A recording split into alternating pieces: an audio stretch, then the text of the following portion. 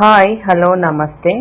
Restaurant స్టైల్లో paneer curry ఎలా చేసుకోవాలో చూద్దాం. 200 గ్రాముల పన్నీర్ తీసుకొని దీంట్లో మొదటగా టమోటా, పచ్చిమిర్చి, ఎర్రగడ్డలు బాండీలో వేసి బాగా మగ్గనిచ్చుకోవాలి. తర్వాత అల్లం వెల్లుల్లి పేస్టు, అలాగే దాంట్లో దాల్చిన చెక్క లవంగ, దాల్చిన చెక్క ఇవన్నీ వేసుకొని ఫైన్గా పేస్ట్ చేసుకోవాలి. తర్వాత బాండ్లీలో 2 స్పూన్ల ఆయిల్ వేడి చేయించి పసుపు, కారము, ఉప్పు వేసుకొని కొద్దిసేపు అలా కలయబెట్టి ఈ ఆయిల్లోకి మన పన్నీర్ క్యూబ్స్ వేసుకొని 2 నిమిషాలు అలా వేయించుకోవాలండి. ఇలా వేయటం వల్ల చప్పగా ఉండకుండా పన్నీర్ ముక్క తినేటప్పుడు కూడా ఉప్పు కారం తగులుతూ చాలా బాగుంటుంది. ఇక్కడే ఫైన్గా కొంత హాఫ్ వరకు సగం కుక్ అయిపోతాయి ఇవి. కాబట్టి ఇలా వేయించుకొని ఈసారి మీరు కూడా ట్రై చేయండి.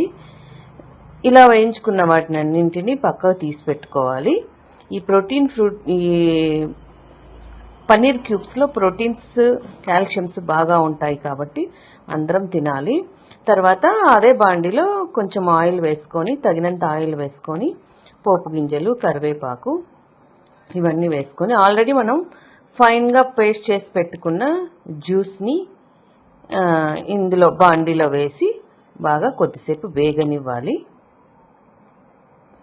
ఇది కొంచెం పచ్చిదనం పోయేలాగా వేగనిచ్చి ఆయిల్ పైకి వస్తున్నప్పుడు దీంట్లో పసుపు, ఉప్పు, కారము వేసి బాగా కలియబెట్టి కొద్దిగా మగ్గనిచ్చిన తర్వాత, వేడి అయిన తర్వాత మనము ఆల్రెడీ వేయించి పెట్టుకున్న పన్నీర్ క్యూబ్స్ వేసి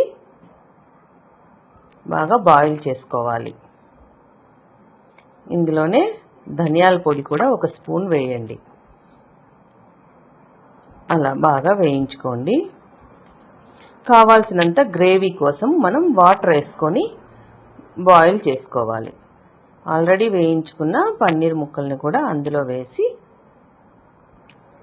బాగా బాయిల్ అయ్యేలా మూత పెట్టి ఉంచుకోవాలి.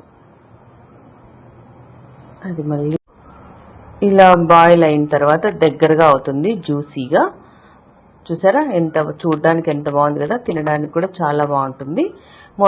చివరిగా కసూరి మేతిని అలా చేతితో నలిపి ఈ కర్రీ బగారా రైస్తో కానీ చపాతీ పూరితో కానీ తింటే చాలా రుచిగా ఉంటుంది.